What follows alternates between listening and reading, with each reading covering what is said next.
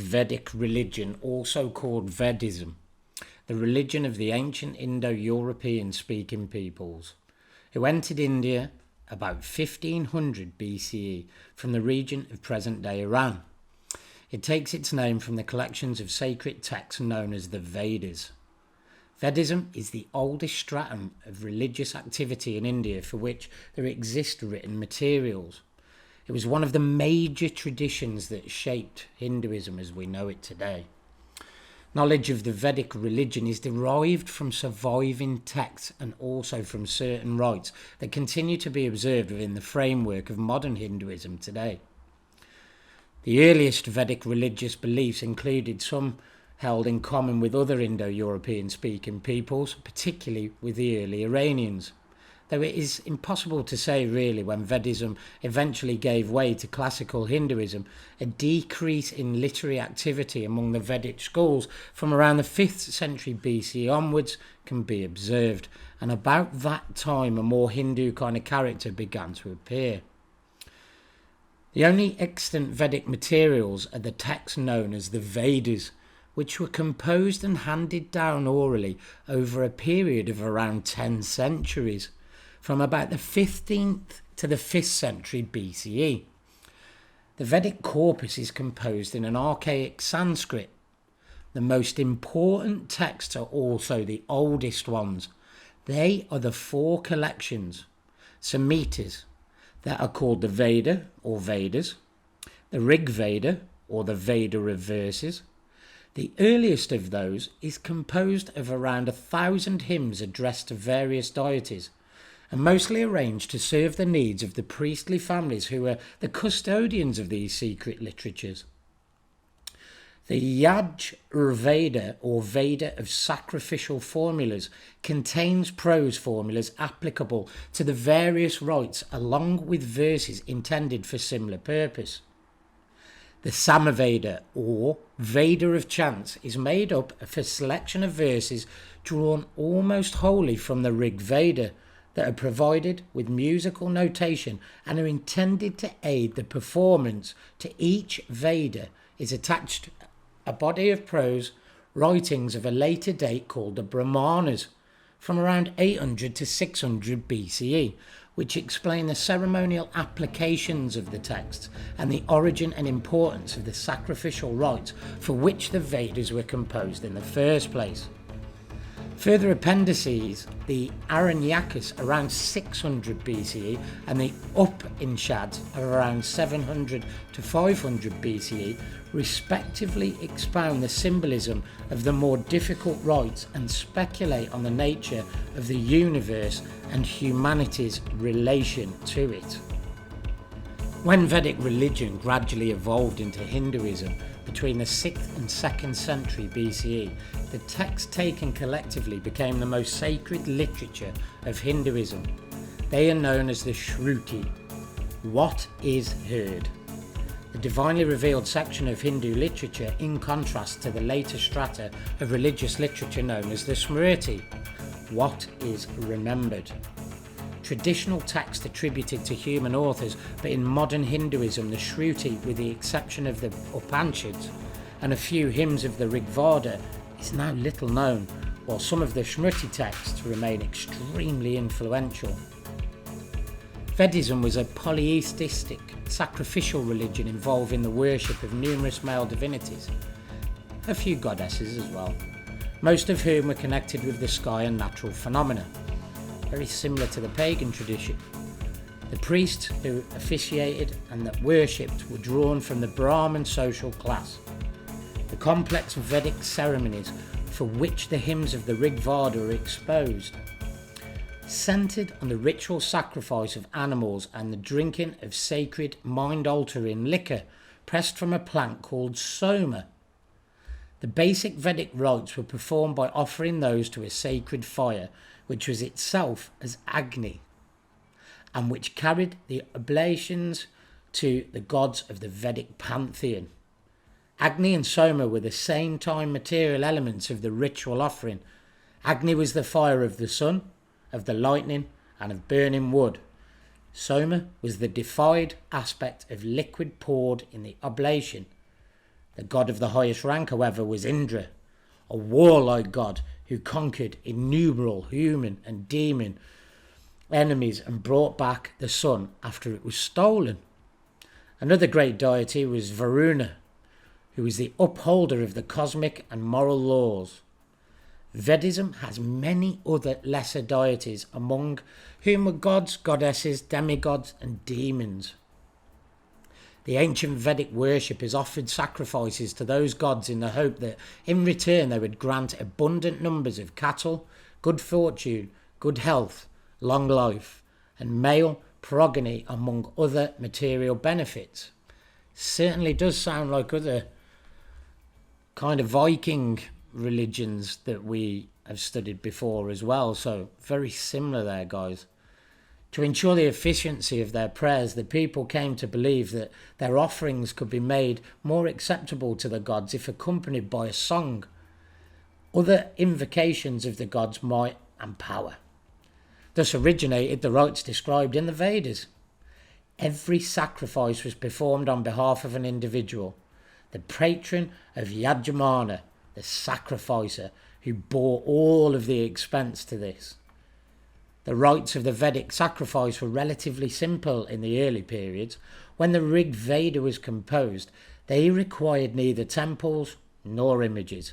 The ceremonies took place in an open space that was consecrated afresh for every important occasion. The altar, or the Vedi, was a quadrangle marked out by hollowing or slightly raising the ground. The Agnyaldeya, installation of fire, was a necessary preliminary to all the large public rituals and was preceded by the patron's fast. The sacrifices themselves were of two major types: domestic, the Griya, and public, Shrauta and Vatinaka. The domestic rites were observed by the householder himself or with the help of a single priest and were performed over the domestic hearth fire. Some occurred daily or monthly, and others accompanied a particular event, such as the Samkaras. Sacraments marking each stage of an upper caste Indian life from conception to death. The grand rites performed in public, by contrast, lasted several days or months and could usually be undertaken only by wealthy men or kings. They required the services of many priests and were usually performed at 3 or 4 or 5 altars. Most characteristic of the public ceremonies was summer sacrifice, which ensured the prosperity and well-being of both human beings and the gods. In that basic ritual, a lay sacrificer was first consecrated, after which juice was pressed 3 times from the summer plant, part being offered to the fire, part consumed by the priests. Each of the 3 occasions was the preceded and following recantations and chants. Edibles such as meat, butter, milk and barley cake could also be offered in the sacrifice. Animal sacrifices, the killings of rams or goats, existed either independently or as an integral part of the sacrifice of summer. The celebrated Ashvamedha horse sacrifice was an elaborate variant of the summer sacrifice. Human sacrifices, the Purshmaldeya, is described, alluded to as a form of practice, but probably was very symbolic or meaning symbolic. The sacrifice of the mythology giant Purusha, was whose dismembered limbs sprang up 4 major social classes, the Varnas, probably served as a model for human sacrifices. Other ceremonies mark fixed dates to the lunar calendar, such as the full or new moon change of the seasons. Over the centuries, the Vedic rites became increasingly complex and governed by innumerable rules, which was embodied together with the hymns and prayer, the formulas used today in the Vedas. During the late Vedic period, the complexities of the rituals were emphasized so much that the highly trained Brahmas could carry them out correctly, and it was maintained that improperly and incorrectly performed rites could, unless rectified, bring about disaster or even death. In reaction against the excessive emphasis on ritual, as well as the growing power of the Brahmins, Vedic in its late period became more speculative and philosophical in its approach. Much speculation was directed towards the search for harmony and for correspondence between macroism and microism. The ultimate goal being the reduction of reality to all-embracing unity by way of successive equations. Vedic ritual is interpreted in symbol rather than literal manner, and the Upanishads question the very assumptions on which Vedism rested. The crucial idea that emerged from the period of intense questioning was that of the Brahman, the ultimate reality and also sort of guiding principle. The central theme of the Upanishads is the Atman, the unchanging core of the human being. It's part of the Brahman. The equation of Atman with Brahman became the basis of Hindu metaphysics. The spread of the 6th century BCE of related concepts of reincarnation of karma and the attainment of release, the moksha. From this cycle, samsara, by meditation rather than through sacrificial, marked the end of the Vedic period. The legacy of the Vedic worship is apparent in several aspects of modern Hinduism.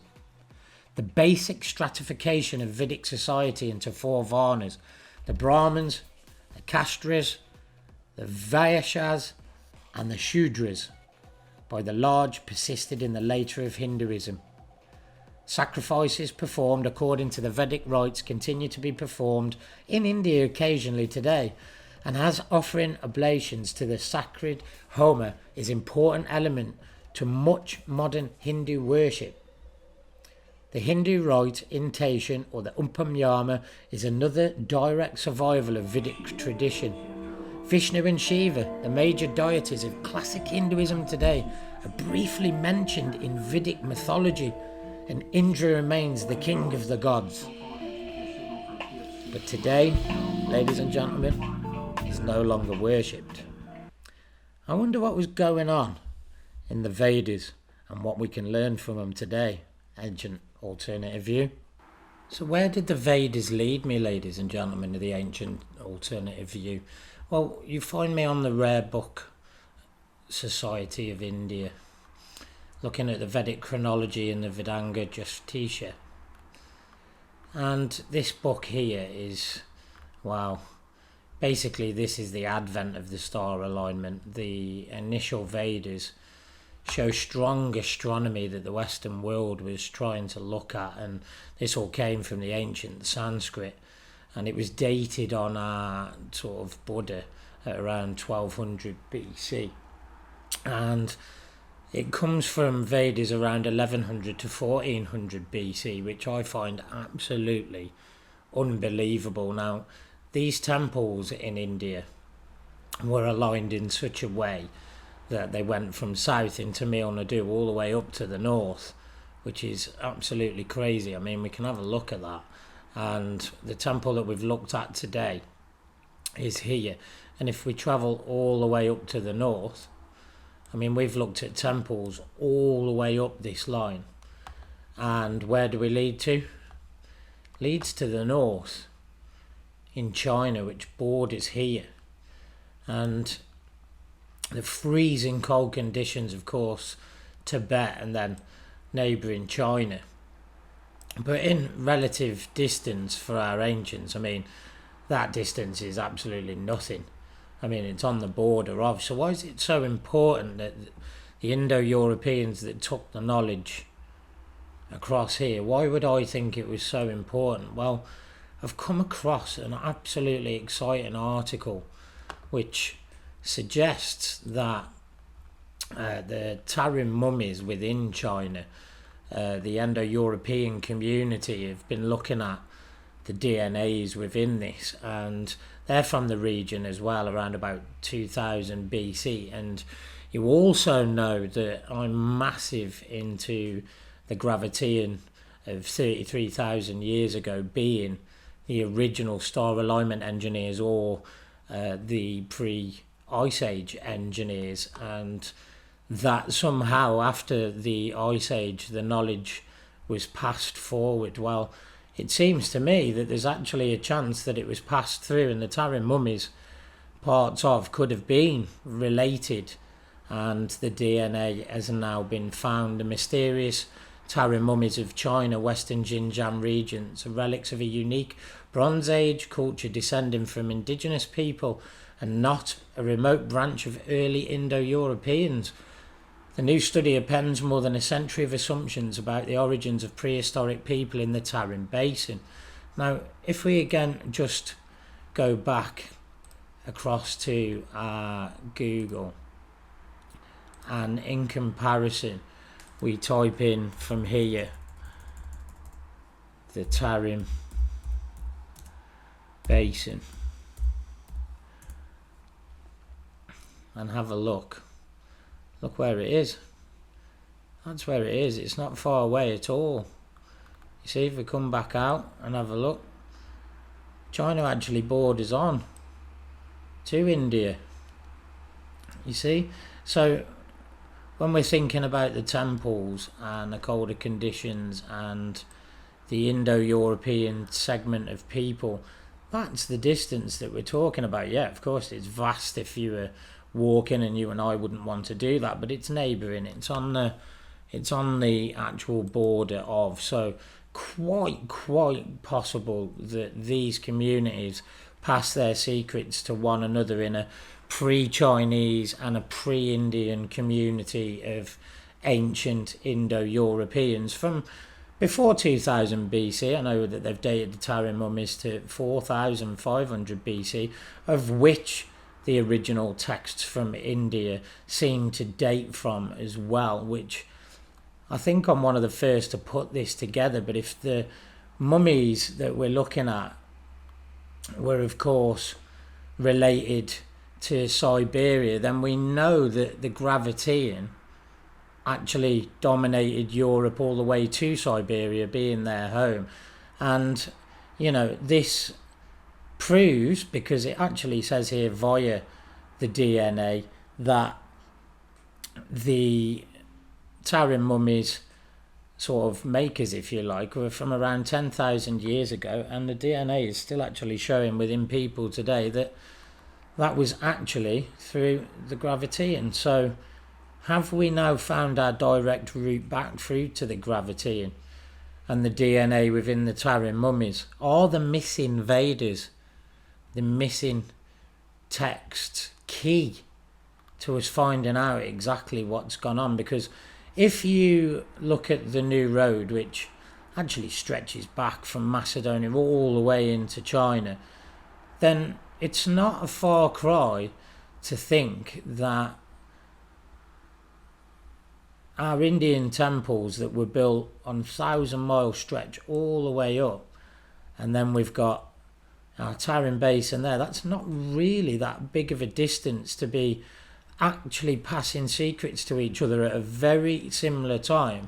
And our DNA passes from the Tarim mummies all the way back. Now we've got actual proof on live science that the DNA spans back to a culture of 10,000 years ago. So if we'd have survived the Ice Age, which obviously we did, or we wouldn't be sat here, then we can look at this evidence here and see a travel migration pattern that actually really they were quite settled at that point in time, because the secrets were being passed in a very technological pre-China and a very technological pre-India on star alignment.